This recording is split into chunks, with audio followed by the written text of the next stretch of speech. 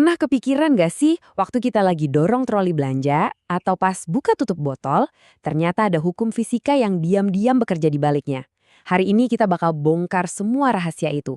Siap-siap kaget ya, karena ternyata kita semua nih ahli fisika loh dalam kehidupan sehari-hari, cuma kita aja nggak sadar. Coba deh bayangin situasi ini. Kamu lagi bantuin teman pindahan rumah. Terus, di depanmu ada lemari super besar dan berat. Kamu dorong sekuat tenaga. Otot udah tegang, keringat udah netes. Tapi lemarinya nggak gerak sama sekali, nggak geser sedikit pun. Pasti rasanya capek banget kan? Seolah-olah udah kerja keras banget. Nah, disinilah fisika ngasih kita kejutan. Menurut ilmu fisika, semua tenaga dan keringat yang kamu keluarin tadi, itu sama sekali nggak dihitung sebagai usaha. Beneran, usaha kamu itu nilainya nol besar. Loh, kok bisa gitu? Tenang, ayo kita pecahin misteri ini bareng-bareng. Oke, biar teka-teki lemari tadi bisa kita pecahkan, kita harus paham dulu apa sih arti usaha itu kalau dari kacamata fisika. Soalnya, definisinya tuh agak beda dari yang kita pahami sehari-hari. Oke, ini dia kuncinya. Dalam fisika, usaha itu baru dianggap ada kalau ada dua syarat yang terpenuhi. Pertama, ada gaya yang dikasih. Dan yang kedua, ada perpindahan. Jadi balik lagi ke kasus lemari tadi. Meskipun gaya dorong kamu besar banget, lemarinya kan nggak pindah.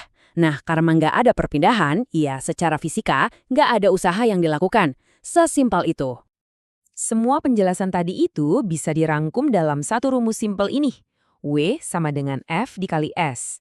Jadi, usaha atau work, W, adalah hasil perkalian antara gaya atau force, F, dengan perpindahan atau displacement, S. Ini jantungnya konsep usaha dalam fisika. Biar lebih jelas, kita bedah satu-satu ya. Usaha W itu satuannya Joule, gaya F satuannya Newton, dan perpindahan S itu satuannya meter. Nah, dari rumus tadi kelihatan kan, kalau nilai S atau perpindahannya itu 0, ya otomatis nilai W atau usahanya juga jadi 0. Nggak peduli segede apapun gaya yang kamu keluarin. Oke, sekarang kita naik level sedikit.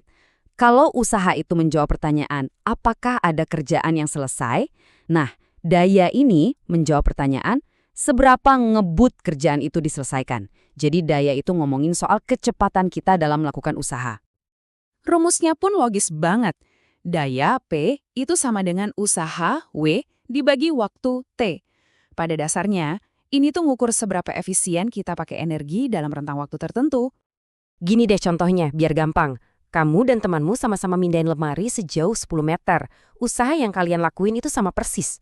Tapi kalau kamu bisa selesai dalam 10 detik, sementara temanmu butuh 20 detik, itu artinya daya kamu 2 kali lebih besar. Dan ya, satuannya itu watt, persis kayak yang tertulis di bola lampu rumah kita. Tentu aja, buat bisa melakukan usaha dan menghasilkan daya, kita butuh bensinnya kan? Butuh sumber tenaganya. Nah, dalam dunia fisika, bensin universal itu namanya energi. Tanpa energi, ya nggak bakal ada gaya, nggak ada perpindahan, dan ujung-ujungnya nggak ada usaha sama sekali. Secara umum, ada dua jenis energi mekanik yang penting banget kita tahu. Yang pertama, energi kinetik. Ini adalah energi gerak. Gampangnya, makin kencang suatu benda bergerak, energi kinetiknya makin besar. Yang kedua, energi potensial. Ini energi yang disimpan karena posisi. Makin tinggi posisi sebuah benda, makin besar potensi energi yang dimilikinya. Terus, kalau kita gabungin keduanya, kita dapat yang namanya energi mekanik.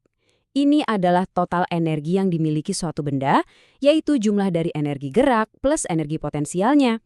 Inilah yang nentuin seberapa besar kemampuan benda itu buat melakukan usaha. Oke, kita udah tahu nih kalau kita butuh energi untuk bisa melakukan usaha.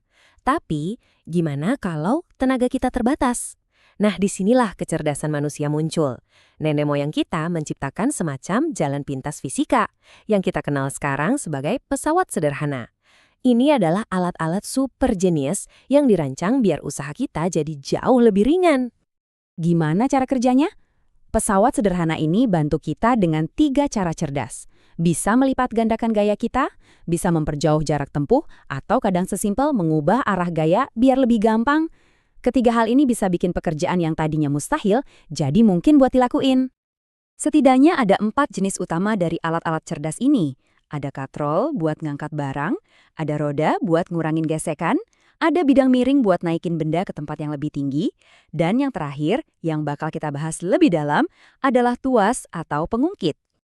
Sekarang kita fokus ke tuas ya. Kenapa? Soalnya tuas ini ada di mana-mana, dari gunting yang ada di meja kamu sampai tulang di lengan kamu sendiri. Nah, tuas ini ada 3 jenis, dan bedanya itu cuma terletak di posisi titik tumpu, beban, dan kuasanya aja.